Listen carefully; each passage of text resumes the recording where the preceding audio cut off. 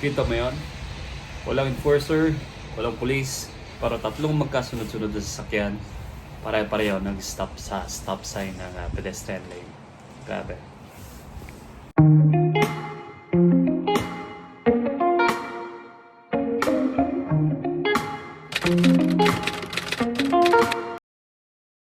Ay, longing ganada again. And eto na naman, no.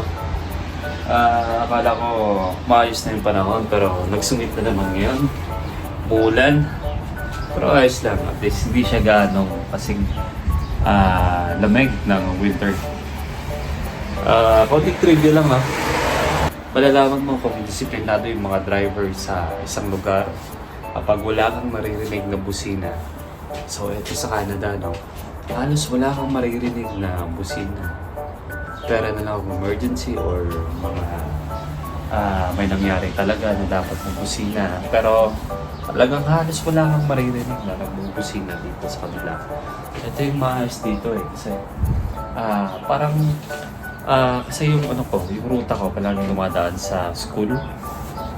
Sa mga alos 2 at 3 atang school zone yung dinadaanan ko.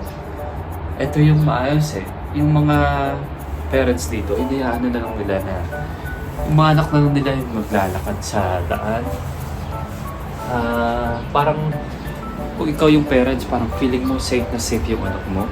Kasi napaka-disiplinado yung mga driver dito. Kahit walang enforcer, walang police. Pag sabing stop, stop talaga sila. May mga stop sign, stop talaga sila. Maayos yung sistema dito. Kaya confident ka pag nasa school yung anak mo at kung malapit lang yung bahay mo, sila lang uuwi. Wala kang aalahanin sa mga driver dito. Ang ganda lang. So, yun lang sa ngayon. This is Long in Canada. Thank you.